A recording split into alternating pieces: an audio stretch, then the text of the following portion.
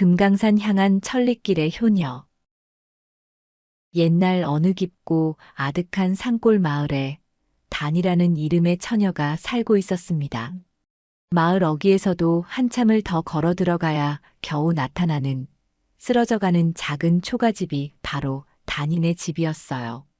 단이는 이목구비가 참으로 단정하고 해사했지만 그 고운 얼굴보다도 마음씨가 훨씬 더 비단결처럼 착하고 속이 깊은 아가씨였습니다.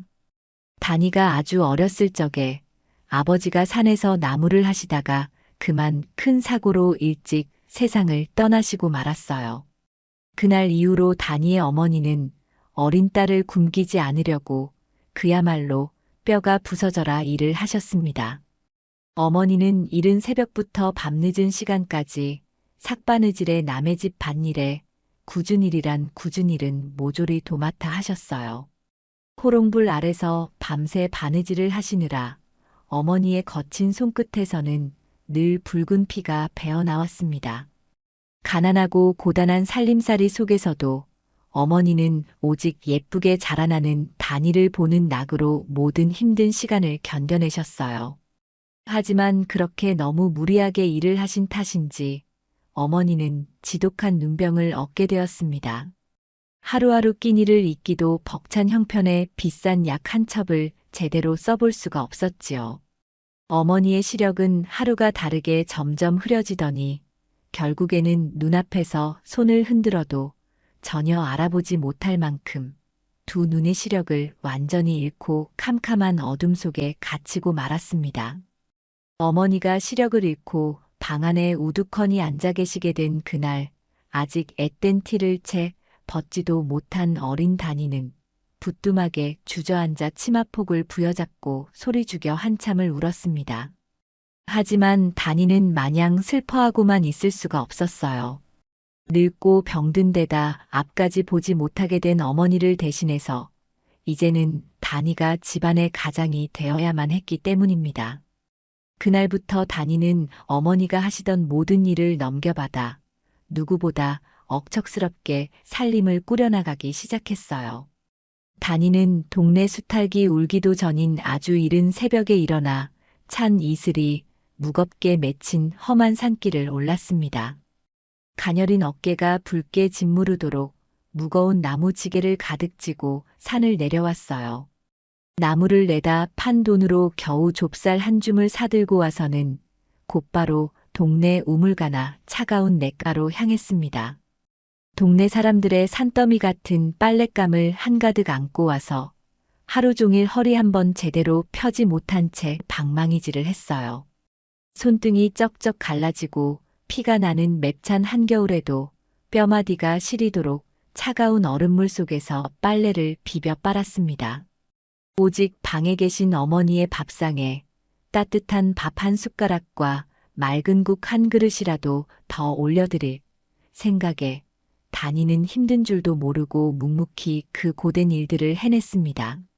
마을 사람들은 모두 이런 단이의 갸륵하고 지극한 효심을 보며 늘 깊은 감동을 받고 또 안타까워했습니다. 마을에서 제일 가는 부자이자 인심이 넉넉하기로 소문난 이진사 어른은 단이 모녀의 딱한 사정을 누구보다 가슴 아프게 여겼어요. 보릿고개가 찾아와 온 마을 사람들이 풀뿌리로 연명할 만큼 힘든 시기가 오면 이진사 어른은 자신의 집 머슴을 시켜서 몰래 단이네 집 뒷문 곁에 쌀자루를 조용히 놓고 가시곤 했습니다. 이웃집에 사는 아주머니들도 어쩌다 맛있는 나물 반찬이나 전을 부치게 되면 꼭 단이네 얕은 담장 너머로 음식을 넉넉히 건네주며 모녀를 살뜰하게 보살펴 주었어요. 사람들의 이런 따뜻한 보살핌과 정성 덕분에 모녀는 간신히 하루하루를 버텨냈지만 지독한 가난의 굴레는 너무나도 무겁고 차가웠습니다. 좋은 음식 한번 제대로 드시지 못하고 햇빛도 안 드는 좁은 방에만 갇혀 지내시던 어머니의 건강은 안타깝게도 하루가 다르게 눈에 띄게 쇠약해져만 갔어요. 단이가 아무리 산에서 좋은 약초를 캐어다 정성껏 다려드려도 어머니의 굽은 등은 펴질 줄을 몰랐고 밭은 기침 소리는 밤낮을 가리지 않고 계속되었습니다.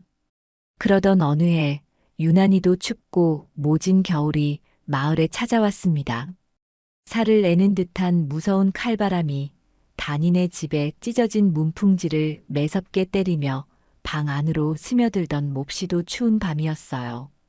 평소에도 기력 없이 누워 계시던 어머니가 갑자기 덜덜 몸을 떨며 끓어오르는 열을 이기지 못하고 쓰러지셨습니다.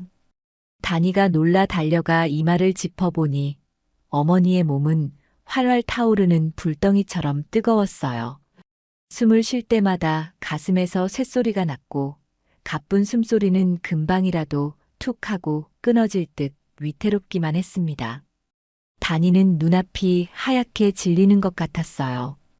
다급하고 새까맣게 타들어가는 마음에 단이는 집신도 제대로 신지 못한 채 밖으로 뛰쳐나갔습니다.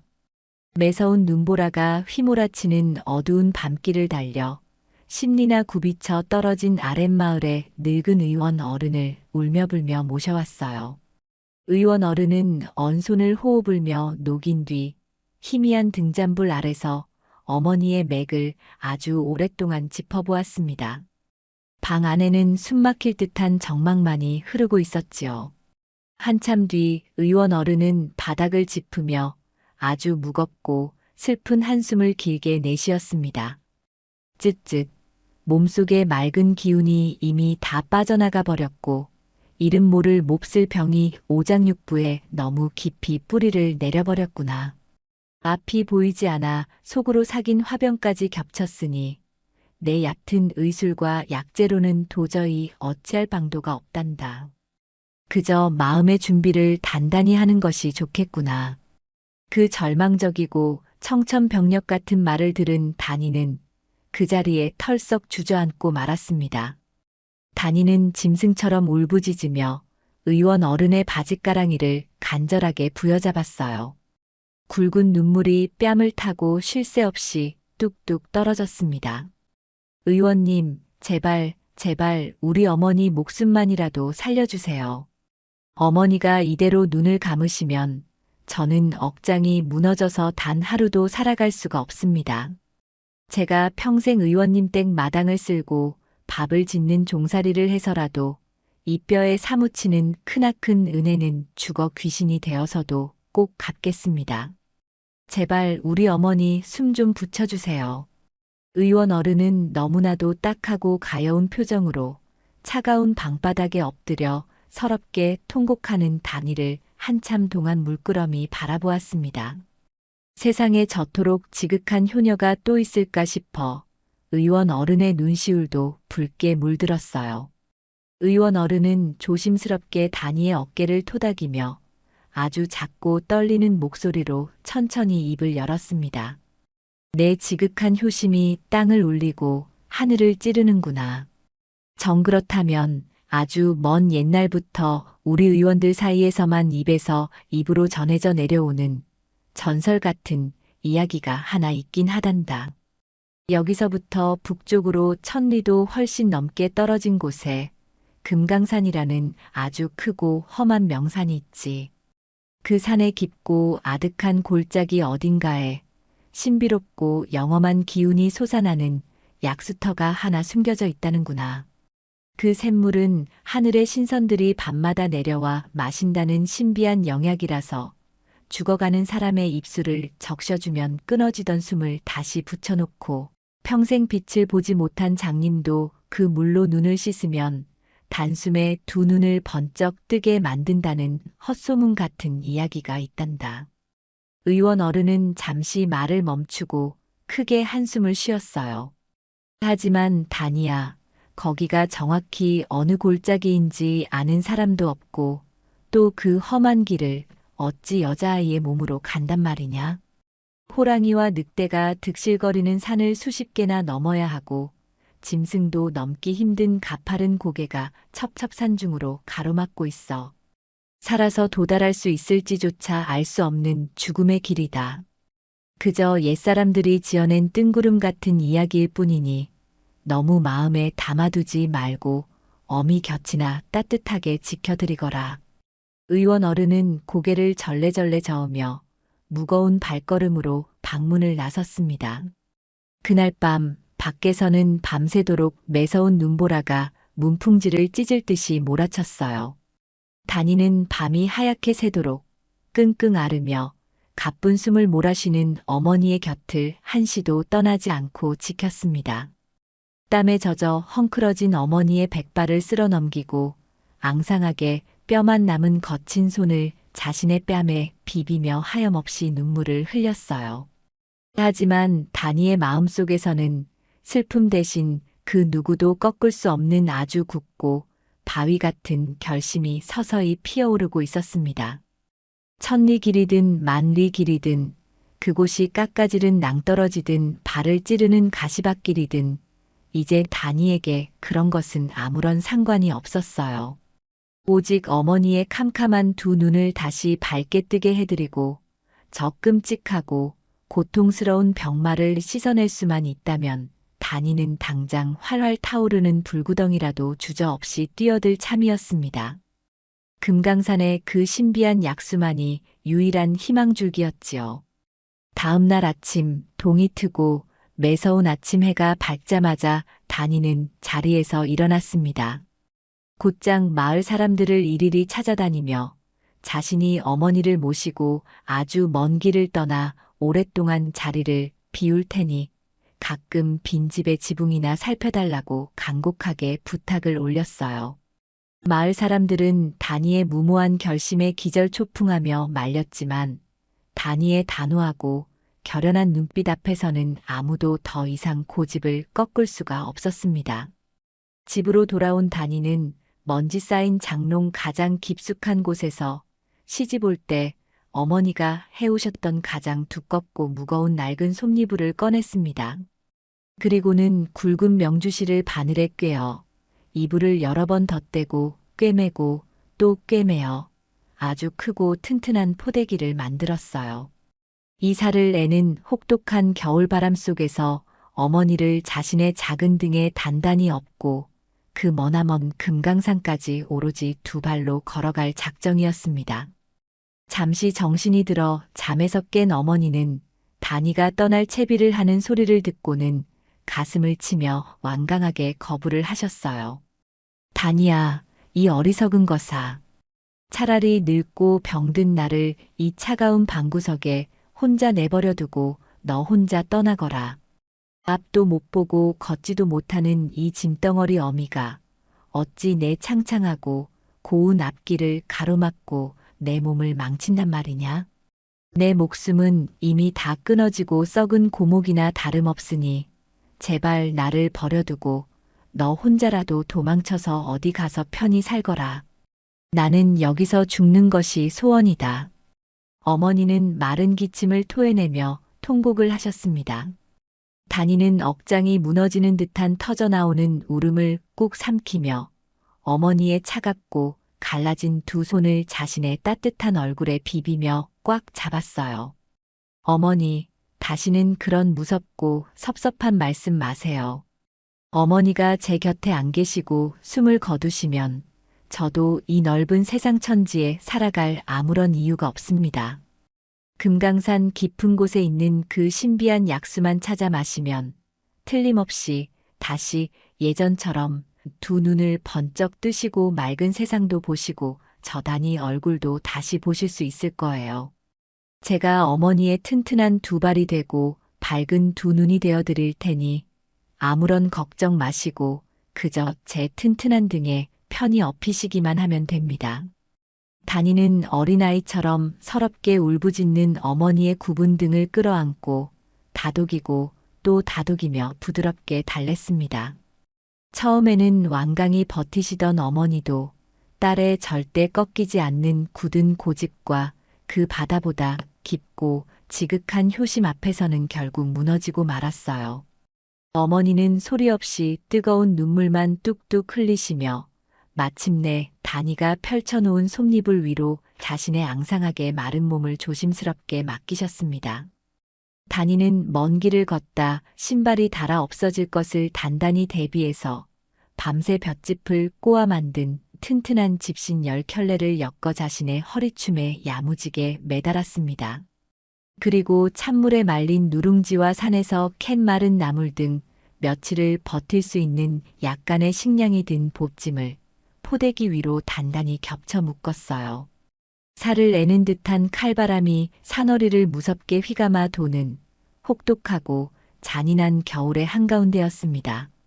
다니는 두꺼운 솜니불로 꽁꽁 감싼 어머니를 자신의 작은 등에 야무지게 업고 끈을 졸라맨 뒤 오랫동안 정들었던 초가집에 낡고 삐걱이는 살인문을 굳게 닫고 나섰습니다. 하늘에서는 매서운 눈보라가 쉴 새 없이 몰아치며 앞을 하얗게 가로막았고 뼛속까지 파고드는 무서운 추위가 온몸을 얼어붙게 만들었어요. 하지만 무거운 짐을 지고 눈 덮인 산길을 오르는 다니의 발걸음은 그 어느 때보다 묵직하고 단단했으며 조금의 흔들림도 없었습니다.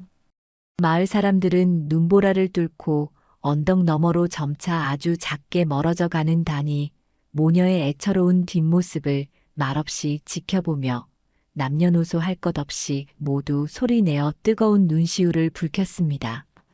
오직 사랑하는 어머니를 반드시 살려내겠다는 단 하나의 간절하고 뜨거운 일념만을 가슴속에 깊이 품고서 그렇게 다니는 끝을 알 수 없고 기약조차 없는 그 험난하고 아득한 천리길의 여정을 향해 묵묵히 그리고 굳세게 첫발을 내디뎠습니다.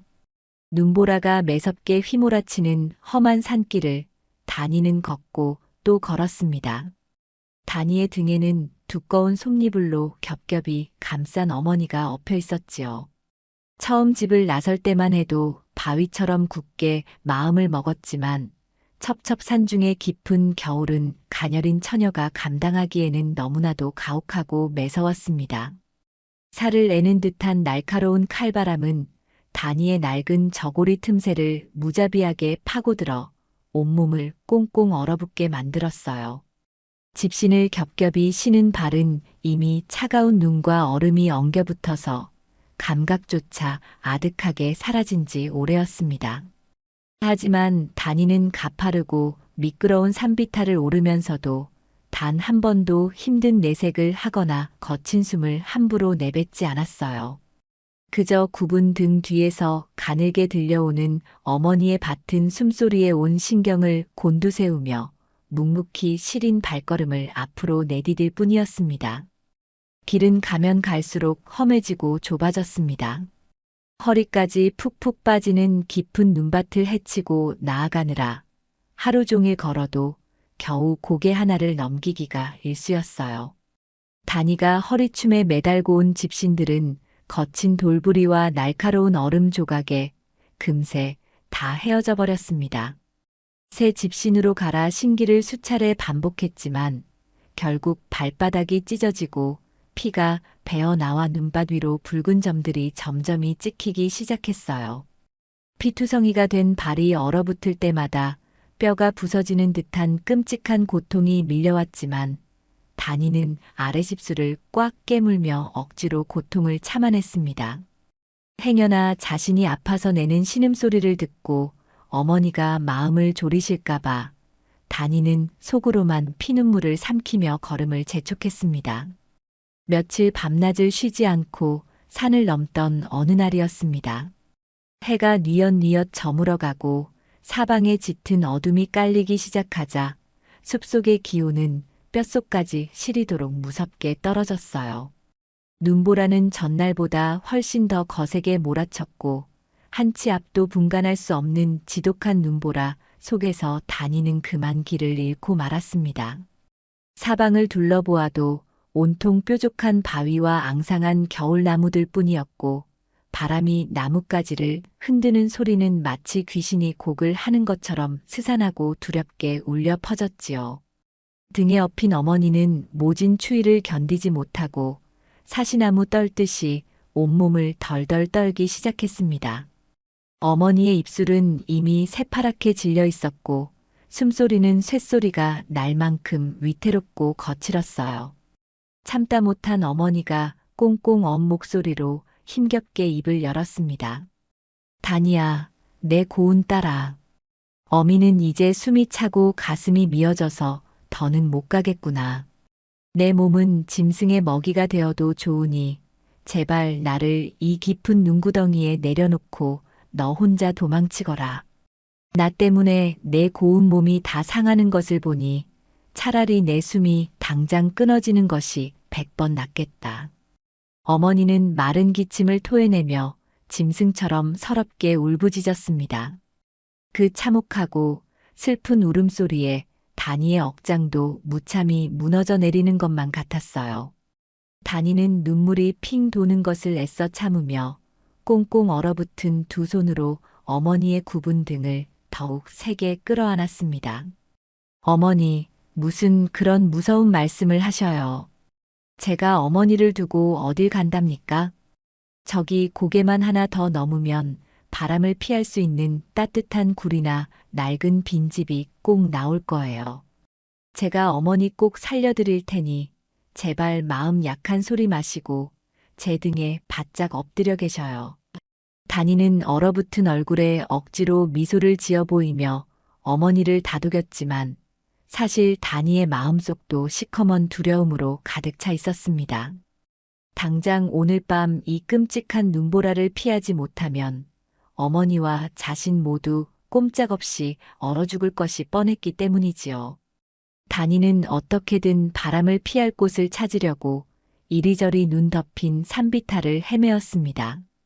그렇게 피투성이가 된 발을 이끌고 절망 속을 헤매던 그때였어요. 갑자기 숲속 깊은 곳에서 거대한 산이 무너지는 듯한 쩌렁쩌렁하고 무서운 울음소리가 천지를 진동하며 울려 퍼졌습니다. 어찌나 그 소리가 크고 매서운지 쌓여있던 눈송이들이 나뭇가지에서 우수수 떨어져 내렸어요. 깜짝 놀란 다니가 소리가 난 쪽으로 고개를 돌리자 어둠 속에서 푸른 불꽃 두 개가 이글거리며 번쩍하고 빛났습니다. 그것은 집채만 한 크기의 거대하고 무서운 호랑이였어요. 황금빛 털에는 검고 굵은 줄무늬가 선명했고 쩍 벌린 커다란 입술 사이로는 칼날처럼 날카로운 이빨이 무섭게 번뜩이고 있었습니다. 깊은 산속의 주인이자 영물인 늙은 호랑이가 허기진 배를 채우려고 다니 모녀의 앞을 턱하니 가로막은 것이지요. 호랑이는 침을 질질 흘리며 금방이라도 다니를 한 입에 삼켜버릴 듯이 무서운 기세로 어슬렁어슬렁 다가왔습니다. 다니는 눈앞이 하얗게 질리고 다리에 힘이 풀려 그 자리에서 털썩 주저앉고 말았어요. 등에서 이 모든 상황을 직감한 어머니는 기절할 듯이 소리를 지르며 울부짖었습니다. 하지만 다니는 이 무시무시한 공포 속에서도 오직 어머니를 살려야 한다는 단 하나의 생각뿐이었습니다. 다니는 서둘러 등에 엎인 어머니를 자신의 등 뒤로 숨기고는 차가운 눈밭에 무릎을 꿇고 엎드렸어요. 그리고는 호랑이를 향해 두 손을 싹싹 비비며 간절하고 애타는 목소리로 빌고 또 빌었습니다. 산신령님, 제발 저희를 가엾게 여겨주십시오. 제 목숨은 당장 거두어 가셔서 신령님의 줄인 배를 채우셔도 아무런 원망이 없습니다. 하지만 제 품에 안긴 우리 어머니는 늙고 병들어 앞을 보지 못하는 불쌍하고 가여운 분이십니다. 어머니께서 캄캄한 세상에서 한 번만이라도 빛을 보실 수 있도록 저 멀리 금강산의 맑은 약수를 떠다 드릴 때까지만 제발 우리 어머니의 목숨을 살려주십시오. 제가 어머니의 두 눈을 뜨게 해드리고 나면 제 발로 다시 이곳에 걸어와 기꺼이 신령님의 먹이가 되겠습니다. 제발 우리 불쌍한 어머니만은 건드리지 말아주십시오. 다니는 이마가 깨져라 꽁꽁 언 땅에 머리를 조아리며 굵은 눈물을 폭포수처럼 쏟아냈습니다. 처절하고 애달픈 다니의 목소리가 매서운 눈보라를 뚫고 산속 깊이 울려 퍼졌지요. 그 지극하고 갸륵한 효심이 짐승의 마음에도 닿았던 것일까요? 당장이라도 덮칠 것 같던 굶주린 호랑이가 갑자기 우뚝 걸음을 멈추었습니다. 호랑이는 엎드려 통곡하는 다니를 아주 오랫동안 물끄러미 내려다보았어요. 살기등등했던 호랑이의 커다란 두 눈동자에서 점차 매서운 빛이 사라지더니 이내 깊고 따뜻한 기운이 감돌기 시작했습니다. 호랑이는 위협적이던 이빨을 거두고 조용히 다니의 곁으로 다가왔어요. 그리고는 커다란 머리를 숙여 꽁꽁 얼어붙은 다니의 차가운 뺨을 거친 혀로 부드럽게 한번 핥아주었습니다. 마치 그 깊은 효심을 하늘도 알고 땅도 안다는 듯이 다니의 슬픔을 다독여주는 것만 같았어요. 다니가 놀라서 고개를 들어 올리자 호랑이는 천천히 몸을 돌려 산길을 향해 걸어가기 시작했습니다. 그리고는 가다 서기를 반복하며 커다란 꼬리로 자신의 뒤통수를 툭툭 치며 다니에게 따라오라는 신용을 했어요. 다니는 믿기지 않는 광경에 잠시 넋을 잃었지만 이내 하늘이 도우셨다는 것을 깨닫고 황급히 눈물을 닦아냈습니다. 다시 어머니를 솜니불째로 단단히 업고 앞장서서 걷는 거대한 호랑이의 발자국을 조심스럽게 따라가기 시작했어요. 호랑이는 눈보라가 치는 험한 산길을 굽이굽이 앞장서며 자신의 커다란 몸집으로 매서운 바람을 막아주었습니다. 또 날카로운 발톱으로 깊이 쌓인 눈을 푹푹 파헤쳐 다니가 걷기 편하도록 평평한 길을 터주기까지 했지요. 그렇게 호랑이를 따라 얼마쯤 걸었을 무렵 거대한 바위산 아래에 은밀하게 숨겨진 크고 아늑한 동굴 하나가 나타났습니다. 동굴 안은 밖에 끔찍한 눈보라가 거짓말처럼 느껴질 정도로 바람 한 점 없이 아늑하고 마른 낙엽이 푹신하게 깔려 있었어요. 호랑이는 동굴 안쪽에 가장 따뜻한 자리를 꼬리로 탁탁 치고는 그 자리에 커다란 몸을 웅크리고 누웠습니다.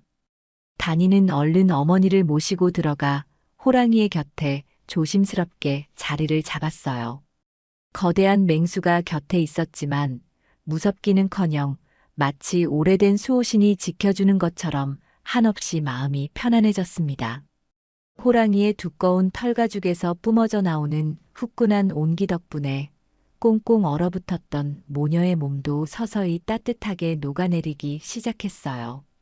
다니는 얼어붙은 어머니의 손발을 정성껏 주무르며 오랜만에 찾아온 따뜻함 속에서 깊고 편안한 잠에 빠져들었습니다. 다음 날 아침, 눈부신 아침 햇살이 동굴 어귀를 비추며 맑은 산새 소리가 지저귀기 시작했습니다. 다니가 눈을 비비고 일어나 주변을 둘러보니 밤새 모녀를 따뜻하게 지켜주었던 거대한 호랑이는 온데간데 없이 사라지고 없었어요. 동굴 입구에는 오직 눈 위에 찍힌 커다란 발자국만이 간밤의 일이 꿈이 아니었음을 말해주고 있었습니다. 호랑이가 떠난 자리 옆에는 얼지 않은 맑은 석간수가 작은 웅덩이를 이루고 있었고 그 옆에는 겨울 산에서는 절대 구할 수 없는 달콤하고 귀한 산열매들이 한 움큼 놓여 있었습니다. 다니는 호랑이가 떠난 자리를 향해 정성껏 큰 절을 2번 올리며 뼛속 깊이 감사한 마음을 전했습니다.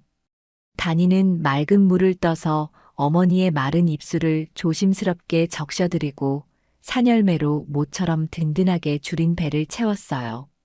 따뜻한 동굴에서 하루를 푹 쉰 덕분인지 어머니의 거칠었던 숨소리도 한결 편안해졌고 다니의 발걸음에도 다시 굳센 힘이 솟아났습니다. 첩첩산중 위로 눈부시고 맑은 아침 해가 찬란하게 떠오르자 다니는 집신끈을 다시 한번 단단히 고쳐매고 아득하게 먼 북쪽 금강산을 향해 다시 묵직하고 흔들림 없는 발걸음을 힘차게 내디뎠습니다. 깊고 깊은 산속에서 거대한 호랑이의 따뜻한 보살핌으로 모진 겨울을 무사히 넘겼지만 금강산으로 향하는 다니 모녀의 길은 여전히 아득하고 험난하기만 했습니다. 어느덧 첩첩산중을 꽁꽁 얼어붙게 만들었던 하얀 눈이 서서히 녹아내리고 메마르고 앙상했던 나뭇가지마다 연한 초록빛 새순이 보석처럼 돋아나는 따뜻한 봄이 찾아왔어요. 다니는 얼었던 땅이 녹아 질척이고 미끄러운 지느길을 걸으면서도 자신의 등 뒤에 엎인 어머니가 조금이라도 흔들림 없이 편안하실 수 있도록 걸음걸이를 더욱 신중하고 조심스럽게 내디뎠습니다. 다니는 가파른 산비탈을 오르다가 맑은 산새 소리가 들리는 계곡을 만나면 조심스럽게 어머니를 널찍한 바위 위에 모셔두었습니다. 그리고는 두 손으로 아주 차갑고 맑은 시냇물을 가득 떠서 겨우내 먼지와 땀으로 얼룩진 어머니의 거칠고 마른 얼굴을 정성스럽게 닦아드렸어요. 양지바른 언덕배기에서 파릇파릇하게 피어난 쑥과 냉이 같은 향긋한 봄나무를 뜯어다가 가지고 온 낡은 냄비에 맑은 물을 붓고 끓여 어머니의 허기진 배를 따뜻하게 달래드렸습니다. 살랑이는 따뜻한 봄바람과 싱그러운 햇살 덕분에 어머니의 가슴을 옥죄던 기침 소리는 한결 편안하게 잦아들었지만 오랫동안 빛을 잃은 어머니의 두 눈은 여전히 캄캄하고 깊은 어둠 속에 굳게 닫혀 있었지요. 그 모습을 볼 때마다 다니의 가슴 한구석에서는 시린 바람이 부는 것처럼 서글픈 눈물이 차올랐습니다. 야속하게도 시간은 덧없이 흘러 짧았던 봄이 지나고 뙤약볕이 정수리를 무섭게 내리쬐는 무더운 여름이 시작되었습니다. 산속의 여름은 겨울의 맹추위만큼이나 끔찍하고 가혹했어요. 숨이 턱턱 막히고 가만히 서 있기만 해도 땀이 줄줄 흐르는 찌는 듯한 더위 속에서 두꺼운 솜니부를 등에 짊어지고 가파른 산을 넘는 것은 그야말로 다니의 살과 뼈를 깎아내는 듯한 무서운 고통이었습니다. 굵은 땀방울이 비 오듯이 쏟아져 내려 다니의 눈앞을 하얗게 가렸고 땀에 흠뻑 젖어 소금기가 밴 낡은 저고리는 구분 등에 찰싹 달라붙어 떨어질 줄을 몰랐어요. 험한 돌부리에 채이고 찔린 발바닥에는 두꺼운 굳은 살이 박이고 터지기를 수없이 반복하여 이제는 피가 나도 아무런 통증조차 느껴지지 않는 딱딱한 돌덩이처럼 변해버리고 말았습니다. 등에 엎인 어머니는 자신의 야윈 목덜미와 얼굴 위로 쉴 새 없이 뚝뚝 떨어지는 다니의 뜨거운 땀방울을 느낄 때마다 가슴이 갈기갈기 찢어지고 무너져 내리는 듯한 뼈저린 죄책감에 하염없이 눈물만 흘렸습니다. 다니야, 내 가여운 딸아. 이 몹쓸 어미가 내 맑은 진액을 다 빨아먹고 내 고운 젊음을 아낌없이 갉아먹는구나. 이 찌는 듯한 가마솥 더위에 어찌함 못 보는 나를 겹겹이 업고 이 험한 산길을 걷는단 말이냐. 제발 나를 저 시원한 아름드리 나무 그늘 아래에 내려놓고 너 혼자라도 헐헐 새처럼 날아가거라. 어미는 여기서 굶어 죽어도 아무런 여한이 없다. 어머니는 다니의 땀 젖은 등을 야윈 손으로 연신 더듬고 쓰다듬으며 목이 꽉 메어 짐승처럼 서럽게 통곡을 하셨습니다. 하지만 다니는 가슴이 터질 듯이 거친 숨을 몰아쉬면서도 굳게 담은 입술을 활짝 풀고 어머니를 향해 세상에서 가장 밝고 씩씩한 목소리로 대답했어요. 어머니, 저는 하나도 힘들지 않습니다. 오히려 날이 이리도 따뜻해져서 겨울처럼 얼어 죽을 걱정이 없으니 이 얼마나 다행스럽고 하늘에 감사한 일입니까? 저기 높이 솟은 산봉우리만 서너 개 더 넘고 나면 틀림없이 금강산의 그 맑고 신비한 약수터가 우리 모녀를 기다리고 있을 거예요. 그러니 그렇게 마음 아프고 모진 소리는 일랑 제발 거두시고 제 등에 편안히 기대어 부족한 잠이나마 푹 주무셔요. 다니는 속으로 쓰디쓴 핏물을 삼키면서도 어머니 앞에서는 단 한 번도 고단한 기색을 보이거나 나약한 한숨을 내뱉지 않았습니다. 오직 금강산 깊은 곳에 영험한 약수를 찾아내어 어머니의 캄캄한 두 눈을 다시 밝게 뜨게 해드리겠다는 거구쇠고 바위 같은 일념 하나가 금방이라도 픽 쓰러질 것 같은 다니의 가녀린 두 다리를 기적처럼 꼿꼿하게 버티게 해주는 유일한 생명줄이었지요. 그렇게 땀과 눈물로 얼룩진 여름의 한가운데를 묵묵히 지나던 어느 날이었습니다. 갑자기 하늘이 새까만 먹구름으로 무섭게 뒤덮이더니 며칠 동안 하늘에 커다란 구멍이라도 뚫린 듯이 무서운 장대비가 쉬지 않고 쏟아지기 시작했어요. 세차게 퍼붓는 거친 비바람과 번개를 피해 단이 모녀는 비좁고 축축한 바위 틈에 위태롭게 몸을 숨기고 며칠 밤낮을 뜬 눈으로 지새워야만 했습니다. 길고 무서웠던 폭우가 겨우 잦아들고 잿빛 하늘이 조금씩 개기 시작했을 때 다시 길을 나선 다니의 눈앞에는 도저히 현실이라고 믿을 수 없는 너무나도 거대하고 끔찍한 절망의 광경이 펼쳐져 있었어요. 며칠 동안 쉬지 않고 내린 엄청난 비로 인해 평소 같으면 가볍게 바위를 딛고 건널 수 있었을 얕은 산골짜기 개울물이 거대한 강을 이루고 있었던 것입니다. 시뻘건 흙탕물이 마치 성난 용처럼 무섭게 소용돌이치며 굉음을 내고 흐르고 있었지요. 아름드리 나무와 집채만 한 커다란 바위조차 단숨에 집어삼킬 만큼 물살은 너무나도 거세고 수심은 아득하게 깊어 보였습니다. 강 건너편으로 끊어질 듯 이어지는 좁은 산길은 짙은 물안개 너머로 너무나 아득하게 멀리 보였고 주변에는 튼튼한 섭다리는커녕 썩어가는 작은 뗏목 하나조차 보이지 않았어요. 천둥을 치듯 으르렁거리는 거친 물소리가 다니의 여린 귓가를 때릴 때마다 다니의 가슴 속에는 앞이 보이지 않는 새까맣고 무거운 절망이 커다란 바위처럼 쿵 하고 내려앉았습니다. 다니는 비에 젖어 무거워진 어머니를 안전하고 평평한 언덕배기에 잠시 내려놓고 며칠 동안 험한 강둑을 따라 수십 리를 오르내렸습니다. 어떻게든 걸어서 건널 수 있는 수심이 얕은 곳이나 혹은 버려진 배라도 찾기 위해 진흙탕을 헤매고 또 헤매었어요.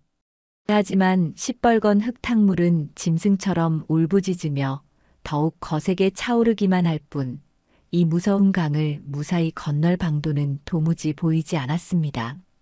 다니의 집시는 이미 다 헤어져 맨발은 피투성이가 되었고 며칠을 굶주린 데다 지독한 피로까지 겹친 몸은 세찬 바람 한 번이면 당장이라도 강물 속으로 고꾸라질 것만 같이 위태로웠습니다.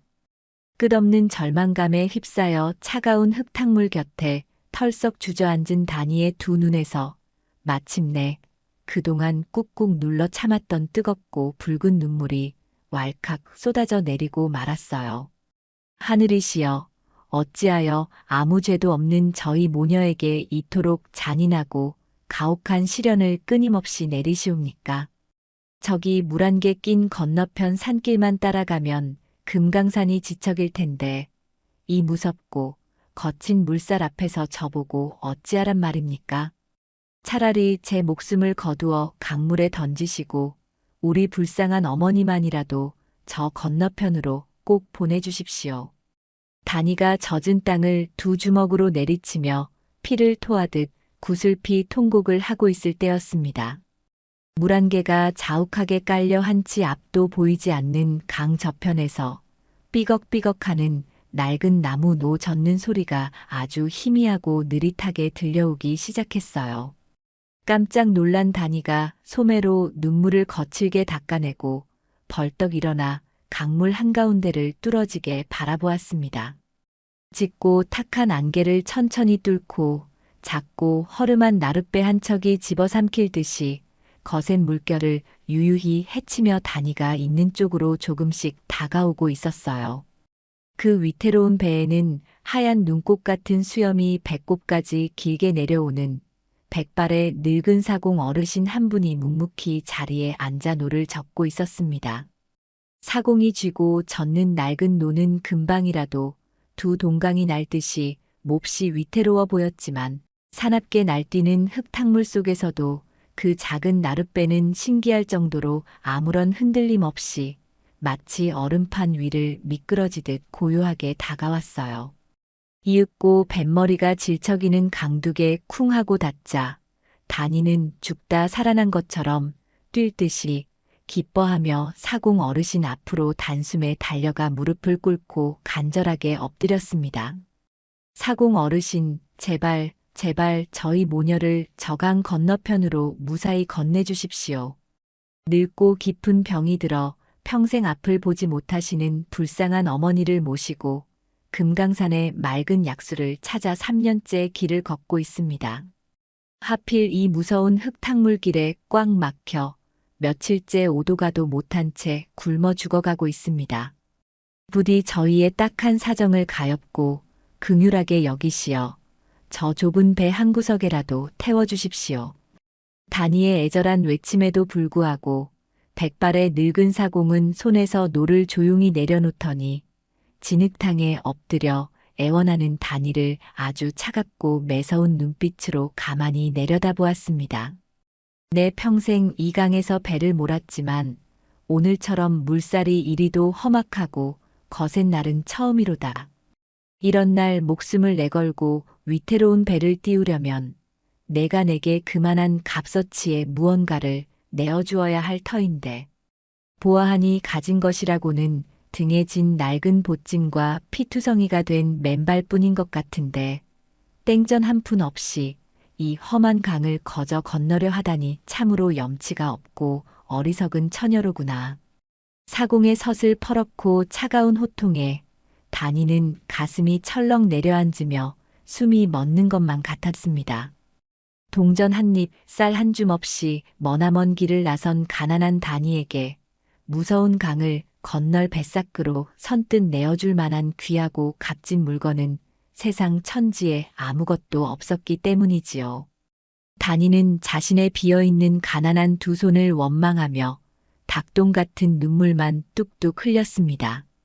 그러다 불현듯 낡은 치맛자락 안쪽 허리춤에 깊숙이 차고 있던 아주 작고 낡은 은장도가 생각나 떨리는 손으로 그것을 꺼내 들었어요.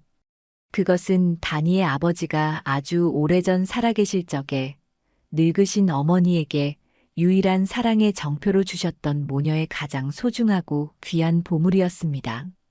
어르신, 제게 가진 것이라고는 세상을 떠나신 아버지가 남겨주신 이 작고 낡은 칼 한 자루뿐입니다. 비록 남들 보기에는 보잘것없고 초라한 물건일지 모르나 제게는 제 목숨보다 훨씬 더 소중하고 귀한 것입니다. 부디 이것을 부족한 뱃사크로 여겨 거두어 주십시오.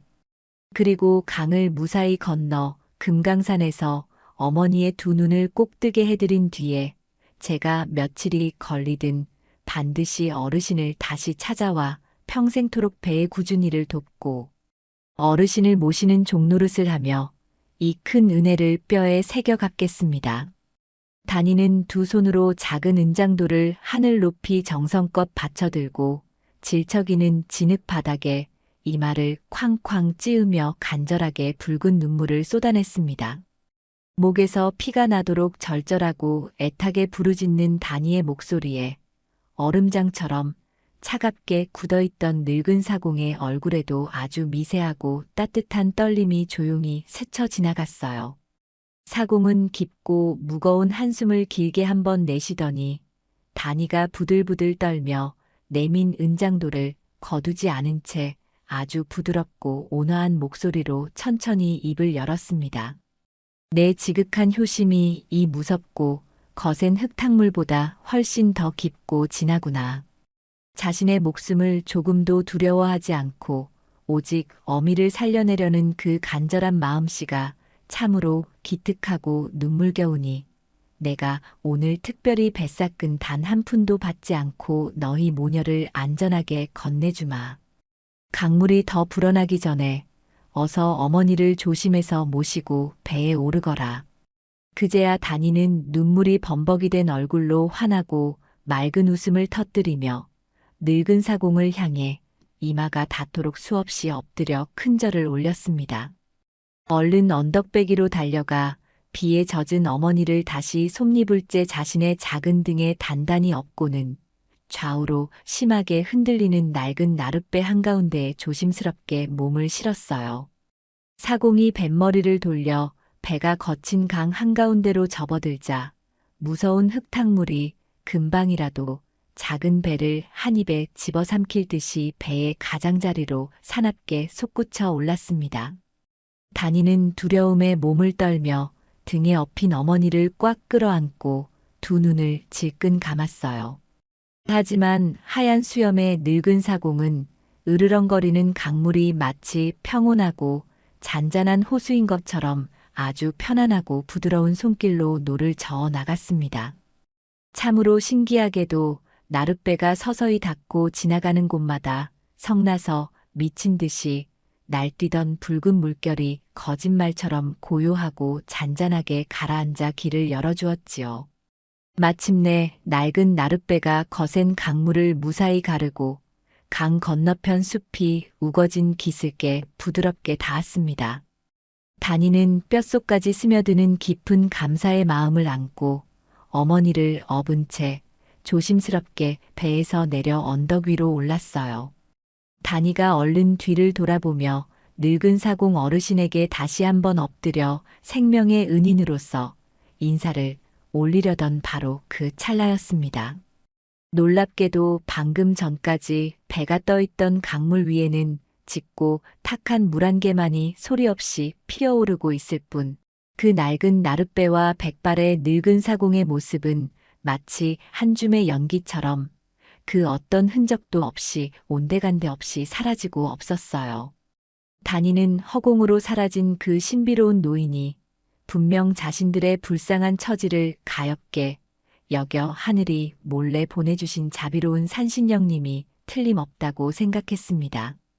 다니는 노인이 사라진 텅 빈 강물을 향해 마음 깊은 곳에서 우러나오는 존경을 담아 두 손을 경건하게 모으고 땅에 엎드려 오랫동안 큰절을 올렸어요. 목숨을 앗아갈 뻔했던 이 거대하고 무서운 시련마저 무사히 넘기고 나니 다니의 마음속에는 이제 그 어떤 험난한 고난이 닥쳐와도 반드시 금강산에 닿을 수 있다는 더욱 굳세고 단단한 희망이 붉은 태양처럼 찬란하게 솟아오르고 있었습니다. 기적처럼 무서운 강을 건넌 다니 모녀는 다시 묵묵히 북쪽을 향해 걷고 또 걸었습니다.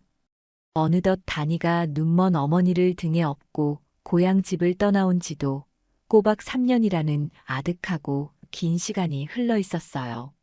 앳되고 고왔던 다니의 얼굴은 뙤약볕에 검게 그을려 거칠어졌고 옥비녀 하나 없이 대충 틀어 올린 머리카락은 먼지를 뒤집어 써서 하얗게 새어버린 것처럼 보였습니다. 허리춤에 매달고 온 집시는 진작에 다 닳아 끊어진 지 오래였고 피투성이가 되었던 다니의 두 발은 이제 거북이 등껍질처럼 두껍고 딱딱한 굳은 살로 뒤덮여 있었지요. 하지만 다니의 눈빛만큼은 처음 집을 나설 때보다 훨씬 더 맑고 단단하게 빛나고 있었습니다. 산을 넘고 물을 건너며 수많은 죽음의 고비를 넘기는 동안 어머니를 살리겠다는 다니의 지극한 효심은 세상 그 어떤 비바람도 꺾을 수 없는 거대한 바위가 되어 있었어요. 등에 업힌 어머니는 3년이라는 모진 세월 동안 딸의 등에서만 지내느라 몸집이 어린아이처럼 아주 작고 가볍게 말라버렸습니다. 다니는 깃털처럼 가벼워진 어머니를 느낄 때마다 가슴이 미어지는 듯한 슬픔을 느꼈지만 겉으로는 애써 밝은 목소리를 내며 쉼없이 걸음을 재촉했어요. 그렇게 험한 산과 들을 헤매던 어느 맑은 가을날, 다니의 눈앞에 마침내 하늘을 찌를 듯이 높이 솟아오른 거대한 산봉우리들이 구름을 뚫고 끝없이 펼쳐졌습니다. 그 웅장하고 신비로운 자태는 감히 인간의 말로는 다 표현할 수 없을 만큼 아득하고 경이로웠지요. 길을 지나던 늙은 약초꾼 할아버지에게 물어보니 그곳이 바로 하늘의 신선들이 머문다는 명산 중의 명산, 금강산이 틀림없다고 했습니다. 다니는 그 말을 듣자마자 그 자리에 털썩 주저앉아 아득하게 솟은 봉우리를 우러러보며 참았던 굵은 눈물을 폭포수처럼 쏟아냈어요. 어머니, 드디어 우리가 해냈습니다. 저기 구름 위로 우뚝 솟은 저 웅장한 산이 바로 우리가 3년 동안 찾아 헤매던 금강산이라고 합니다. 이제 저 산 어딘가에 숨겨진 신비한 약수터만 찾으면 어머니의 캄캄한 두 눈을 환하게 뜨게 해드릴 수 있어요. 다니의 떨리는 목소리에 어머니도 야윈 손으로 다니의 어깨를 더듬으며 소리 없이 뜨거운 눈물을 흘렸습니다. 하지만 금강산에 도착했다고 해서 모든 고난이 끝난 것은 아니었어요. 금강산은 1만 2천 개나 되는 수많은 봉우리와 깊은 골짜기로 이루어져 있어서 영험한 약수가 숨겨진 곳을 찾는 것은 모래사장에서 바늘을 찾는 것만큼이나 막막하고 험난한 일이었습니다. 다니는 마을 어귀에서 만났던 늙은 의원 어른이 해주었던 흐릿한 옛 이야기를 곰곰이 떠올리며 사람의 발길이 한 번도 닿지 않은 가장 깊고 아득한 골짜기를 향해 무작정 산을 오르기 시작했습니다. 가을의 금강산은 붉고 노란 단풍으로 눈이 부시도록 아름다웠지만 산새는 짐승조차 발을 들이기 힘들 정도로 무섭고 가파르기만 했어요. 하늘을 가릴 만큼 빽빽하게 우거진 잣나무 숲을 지나고 발을 헛디디면 끝을 알 수 없는 낭떠러지로 떨어지는 아슬아슬한 절벽길을 수없이 지났습니다. 다니는 깎아지른 듯한 날카로운 바위산을 오를 때면 어머니가 행여나 미끄러지실까봐 자신의 두 손과 두 무릎으로 거친 바닥을 기어가며 산을 올랐어요. 다니의 무릎이 바위에 긁혀 붉은 피가 배어 나왔지만 다니는 아픈 기색 한 번 내비치지 않았습니다. 며칠을 굶주리며 험한 산속을 헤매던 모녀는 인적이라고는 찾아볼 수 없는 아주 깊고 서늘한 계곡의 끝자락에 다다르게 되었습니다. 그곳은 사방이 뾰족하고 거대한 바위벽으로 꽉 막혀 있었고 오직 하늘만 동그랗게 뚫려 있는 기이하고 신비로운 지형이었어요. 바위벽 한가운데에는 위로 올라갈 수 있는 아주 좁고 가파른 돌계단이 구름 속으로 아스라하게 이어져 있었습니다. 돌계단은 이끼가 짙게 껴서 몹시 미끄러웠고 한 계단의 높이가 다니의 허리춤까지 올 정도로 턱없이 높고 가팔랐지요. 다니는 본능적으로 저 험난한 돌계단 끝에 자신이 그토록 애타게 찾던 신비한 약수가 있을 것만 같은 강렬한 느낌을 받았습니다. 다니는 등에 업힌 어머니를 한 번 더 단단히 감싸 매고는 심호흡을 깊게 한 번 내쉬고 첫 번째 돌계단에 두 손을 짚었어요.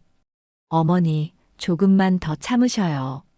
이 험난하고 가파른 돌계단만 무사히 다 오르고 나면 분명 하늘이 내려주신 맑고 영험한 샘물이 우리를 기다리고 있을 것입니다. 제가 아무리 숨이 차고 무릎이 깨어져도 절대 손을 놓지 않을 테니 제 등에 꽉 매달려 계셔요. 다니는 온몸의 뼈마디가 부서지는 듯한 끔찍한 고통을 꾹꾹 참아내며 무릎을 꿇고 엎드린 채로 돌계단을 하나하나 기어서 오르기 시작했습니다. 날카로운 돌부리에 찔려 허벅지에서 피가 줄줄 흘러내렸지만 다니는 아래 십술을 꽉 깨물며 묵묵히 위를 향해 기어 올랐어요. 등에 업힌 어머니는 다니의 옷자락에서 배어나오는 비릿한 피냄새를 맡고는 가슴을 치며 처절하게 울부짖었습니다. 아이고, 하늘도 무심하시지. 이 몹쓸 어미 때문에 고생만 한 내 불쌍한 딸이 이제는 산채로 몸뚱이가 다 찢어지고 부서지게 생겼구나. 다니야, 제발 여기서 멈추거라. 차라리 나를 이 낭떠러지 아래로 밀어 던져버리고 너 혼자 살아서 얼른 산을 내려가거라. 내 평생 눈을 못 뜨고 어둠 속에서 살아도 좋으니 제발 내 고운 몸을 망가뜨리는 짓은 멈추어 다오. 어머니는 좁고 위험한 계단 위에서 몸부림을 치며 다니의 등에서 억지로 내려오려고 발버둥을 쳤습니다. 자칫하면 두 사람 모두 끔찍한 바닥으로 굴러떨어질 수 있는 몹시 위태로운 순간이었어요. 다니는 숨이 턱끝까지 차오르는 고통 속에서도 거친 숨을 몰아쉬며 단호하고 굳센 목소리로 어머니를 꽉 붙잡았습니다. 어머니, 제발 이러지 마셔요. 3년을 모진 고생 참아내며 여기까지 왔는데 이제 와서 포기할 수는 없습니다. 제 몸에서 흐르는 붉은 피는 금방 아물지만 어머니의 두 눈은 지금 고치지 못하면 평생 답답한 어둠 속에서 슬프게 사셔야 해요. 저는 어머니의 환하게 웃는 얼굴을 맑은 세상에서 다시 보는 것이 제 평생의 유일한 소원입니다. 그러니 제발 제 마음을 찢어지게 하지 마시고 가만히 눈을 감고 제 등에 기대어 계셔요. 다니의 피 맺힌 간절한 호소에 어머니는 짐승처럼 서럽게 눈물을 삼키며 더 이상 몸부림을 치지 못했습니다. 다니는 땀과 눈물로 범벅이 된 얼굴을 들어 다시 아득한 계단 위를 올려다보며 한 걸음 또 한 걸음을 필사적으로 기어 올랐어요. 해가 서산 너머로 붉게 저물어가고 온 산에 짙은 어둠과 스산한 밤바람이 몰려올 무렵이었습니다. 다니의 양손바닥은 이미 다 헤어져서 쓰라렸고 의식은 가물가물해져 당장이라도 숨이 멎을 것만 같았지요. 마지막 남은 젖먹던 힘까지 모두 쥐어짜내어 가장 높고 험한 마지막 돌계단을 짚고 평평한 위로 올라서는 순간이었습니다. 다니는 그만 눈앞이 아득해지며 차가운 흙바닥 위로 어머니를 엎은 채 정신을 잃고 푹 쓰러지고 말았어요. 얼마의 고요한 시간이 흘렀을까요? 뺨을 어루만지는 부드럽고 따뜻한 산바람에 다니가 간신히 무거운 눈꺼풀을 치켜떴습니다. 쓰러진 다니의 콧가에 세상 그 어디에서도 맡아본 적 없는 아주 맑고 향기로운 청초한 꽃향기가 은은하게 바람을 타고 스며들고 있었어요. 다니가 고통스러운 신음을 내뱉으며 바들바들 떨리는 팔로 흙바닥을 짚고 힘겹게 고개를 들어 올렸을 때 다니의 눈앞에는 도저히 믿을 수 없는 광경이 조용히 펼쳐져 있었습니다. 가파른 돌계단 끝에 닿은 그곳은 깎아지른 듯한 험악한 절벽 위에 자리한 아주 평온하고 널찍한 비밀의 터였어요. 그리고 그 신비로운 터의 가장 한가운데 하얀 물 한 개가 자욱하게 피어오르는 커다란 연꽃 모양의 바위 위에는 맑고 투명한 무언가가 신비로운 은빛을 뿜어내며 잔잔하게 찰랑거리고 있었습니다. 다니는 찢어지고 피투성이가 된 두 손으로 차가운 흙바닥을 짚고 그 신비로운 연꽃 모양의 바위를 향해 아주 천천히 바들바들 떨며 기어가기 시작했습니다. 바위 한가운데 오목하게 파인 곳에 고여있는 맑은 샘물은 마치 밤하늘의 은하수를 그대로 퍼다 놓은 것처럼 영롱하고 아름다운 은빛을 눈부시게 뿜어내고 있었어요. 하얀 물 한 개가 부드럽게 피어오르는 그 샘물 곁에 다가가자 다니의 온몸을 무겁게 짓누르던 끔찍한 고통과 지독한 피로가 거짓말처럼 눈 녹듯이 스르러 사라지는 것을 느낄 수 있었습니다. 다니는 상처난 두 손을 모아 그토록 애타게 찾고 또 찾았던 금강산의 영험한 약수를 아주 조심스럽고 정성스럽게 한 움큼 떠올렸어요. 손바닥에 고인 맑은 물은 얼음장처럼 차가웠지만 다니의 가슴 속에는 세상을 다 가진 듯한 뜨거운 불덩이가 벅차오르고 있었습니다. 다니는 엎드려 기절해 있는 어머니의 곁으로 다급하게 기어갔습니다. 그리고는 어머니의 마르고 쩍쩍 갈라진 입술 위로 손에 든 신비로운 약수를 아주 천천히 한 방울씩 조심스럽게 흘려보냈어요. 달콤하고 맑은 향기를 품은 약수가 입술을 적시고 목구멍을 타고 넘어가자 죽은 듯이 창백했던 어머니의 뺨에 아주 신기하게도 연분홍빛 붉은 생기가 옅게 돌기 시작했습니다. 다니는 다시 헐떡이며 샘물로 달려가 맑은 물을 흠뻑 떠와서는 굳게 닫힌 어머니의 캄캄한 두 눈두덩이 위를 정성껏 씻어내고 또 씻어내렸습니다. 3년이라는 끔찍하고 긴 세월 동안 그 모진 비바람과 눈보라를 온몸으로 견뎌내며 어머니를 업고 걸어온 수만 리의 험난한 발자국들이 다니의 머릿속을 주마등처럼 스쳐 지나가며 뜨거운 눈물이 뺨을 타고 쉴 새 없이 흘러내렸어요. 어머니, 제발 눈을 떠보셔요. 우리가 드디어 해냈습니다. 여기가 바로 그토록 찾던 금강산의 깊은 약수터입니다. 제발 저 맑은 하늘도 보시고 이 가여운 딸 다니의 얼굴도 한 번만 다시 보아주셔요. 다니가 목이 꽉 메어 간절하게 부르짖으며 어머니의 가슴에 헝클어진 얼굴을 묻고 어린아이처럼 엉엉 소리내어 울음을 터뜨렸습니다. 그때였어요. 오랜 시간 미동조차 없던 어머니의 야윈 손가락이 미세하게 파르르 떨리더니 밭은 숨을 헐떡이던 어머니의 입에서 깊고 편안한 긴 한숨 소리가 조용히 흘러나왔습니다. 그리고는 굳게 닫혀있던 어머니의 두 눈꺼풀이 파르르 떨리며 아주 천천히 그리고 조심스럽게 위로 들어 올려지기 시작했어요. 어머니의 흐릿했던 눈동자에 가장 먼저 금강산의 눈부시게 푸르고 맑은 가을 하늘이 가득 담겼습니다. 그리고 그 하늘을 배경으로 자신을 끌어안고 짐승처럼 서럽게 통곡하고 있는 낯설고 가여운 여인의 모습이 들어왔어요. 머리카락은 먼지를 뒤집어 써서 하얗게 새어 산발이 되어 있고 얼굴은 깊은 주름과 흙먼지로 범벅이 된 데다 옷은 다 찢어져서 피딱지가 무섭게 엉겨붙어 있는 참혹하고 애처로운 모습이었습니다. 어머니는 꿈인지 생시인지 분간하지 못한 채 바들바들 떨리는 두 손을 뻗어 그 가여운 여인의 얼굴을 조심스럽게 어루만졌어요. 손끝에 닿는 굵은 주름과 쩍쩍 갈라진 거친 피부의 감촉에 어머니는 순간 숨이 멎을 듯한 엄청난 충격을 받고 말았습니다.